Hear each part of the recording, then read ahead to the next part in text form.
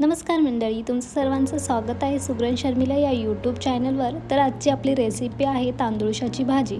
तर तुम्हाला सर्वांना आवडतच असेल, तर चला पाहूयात ही भाजी कशी करायची। तर इथे मी मस्त अशी तांदूळशाची भाजी निसून घेतलेली आहे, स्वच्छ पाण्याने धुवून घ्यायची आहे आणि एक काळजी घ्यायची आहे की या भाजीत पाणी राहणार नाही जास्त, याची काळजी घ्यायची आहे। नंतर आपल्याला कढई घ्यायची, कढई गरम झाली की त्यात आपल्याला तेल ॲड करायचं। तेल छान मस्त असं गरम होऊन द्यायचं आहे। गरम झाल्यानंतर ना आपल्याला 7-8 लसणाच्या पाकळ्या बारीक कट करून आपल्याला ह्या तेलात फ्राय करायच्या आहेत। लसूण जेवढा छान फ्राय होतो त्याची टेस्ट आपल्या त्या भाजीत आपल्याला चांगली येते। त्याचप्रमाणे यात मी 5-6 मिरच्या बारीक चिरून घेतलेल्या आहेत, त्या देखील मी यात ॲड केलेल्या आहेत आणि त्या मस्त अशा फ्राय करून घ्यायचा आहे। एक कांदा बारीक चिरून घ्यायचा आहे, इथे मी एक बारीक चिरलेला कांदा यात ॲड करत आहे। मस्त असं मिक्स करायचं आहे आपल्याला। हा कांदा मस्त असा फ्राय करून घ्यायचा आहे। फ्राय झाला की आपल्याला आपण जी मस्त अशी स्वच्छ धुतलेली तांदूळशाची भाजी आहे ना, ती आपल्याला यात ॲड करायची आहे।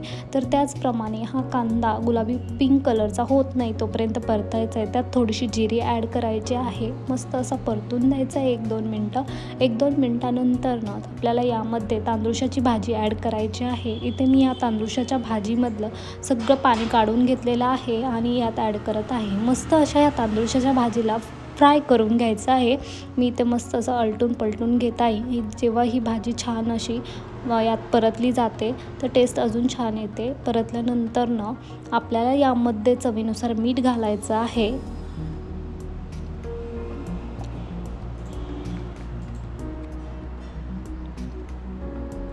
मीठ घातल्यानंतर ना आपल्याला याला परतून घ्यायचं आहे। परतल्यानंतर ना इथे मी शेंगदाणे मस्त असे भाजून घेतलेले आहे आणि त्याचा बारीक मोठा असा कूट बनवलेला आहे, तो आपल्याला यात ॲड करायचा आहे आणि आपल्या भाजीला अजूनच छान टेस्ट येत आहे। 5-10 मिनटं या भाजीला मस्त असं शिजवून घ्यायचं। ह्या भाजीला शिजण्यासाठी जास्त वेळ लागत नाही, खूप मस्त अशी ही भाजी बनते।